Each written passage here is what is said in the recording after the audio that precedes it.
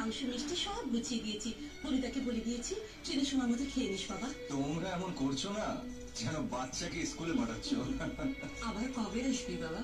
সারা জীবন কি এমনি করেই তুলে তুলে থাকবি? এই কথা বলছো কেন মা? কলকাতা কি এমন 2-6-7 ঘন্টা রাস্তা, যখন ইচ্ছা হবে চলে আসবো। যাচ্ছ যাও, কিন্তু মনে রেখো তোমার সঙ্গে আমার একটা এগ্রিমেন্ট আছে, কন্ট্রাক্ট আছে। মানে বাংলা করতে হবে না, জানি শর্ত আছে। 2 বছরের মধ্যে আমি যদি আমার নিজস্ব বিজ্ঞাপন কোম্পানি করতে না পারি, তাহলে ফর এভার, মানে এর বাংলাটাও আমি জানি। তার মানে চিরকালের মতো নেই এই গ্রামে তুমি ফিরে আসবে আমার কাছে। কিন্তু তার মধ্যে 1 বছর কেটে গেছে। 1 বছর এখনো বাকি আছে। তাতে ঘন্টা হবে, গোষ্ঠীর মাথা হবে। তোর কথা মতো আমি 3 লাখ টাকা তুলে রেখেছি যাতে তুই কলকাতায় স্টুডিও খুলতে পারিস।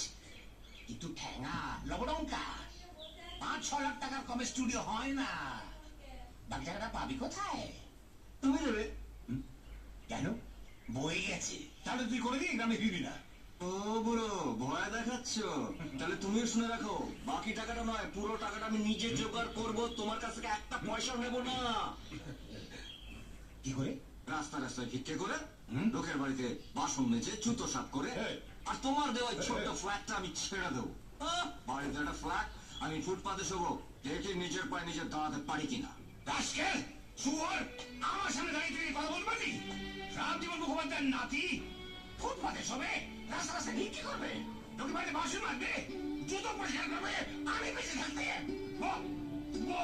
কত টাকা চাই? কত বছর তুই কলকাতায় বানাতে চাস? আরে চৈতি, ডাক তোর বাবু কাকাকে।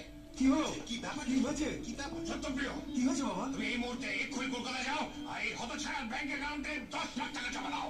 আর দেবপ্রিয় বাবা, তুমি তো তোমার এই শয়তান ভাই পর্যন্ত ফ্ল্যাট কিনে দিয়েছে কলকাতায়। হ্যাঁ, যেমন তুমি বলেছো। এখন সে ফ্ল্যাটটা সাহেবের জন্য ছোট হয়ে গেছে। তুমি এক্ষুনি যাও, এর সঙ্গে কলকাতায় একটা বড় ফ্ল্যাট কিনে দাও।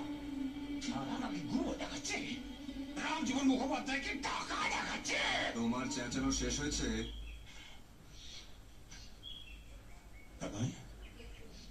মানে আমি তোমারই নাতি, তোমারই রক্ত বইছে আমার শরীরে, তাই আমাকে তুমি টাকার বরণ দেখিও না।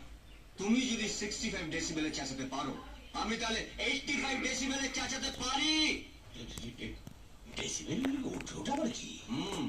খুব তো ভালো ইংরেজি জানো, কথায় কথা বলো। I know English. Yes, I know English. এটার মানে জানি না। সত্যি বলতে এটার মানে আমিও জানি না। তো এটা জানি যে আমি তোমার থেকে অনেক বেশি চেঁচাতে পারি।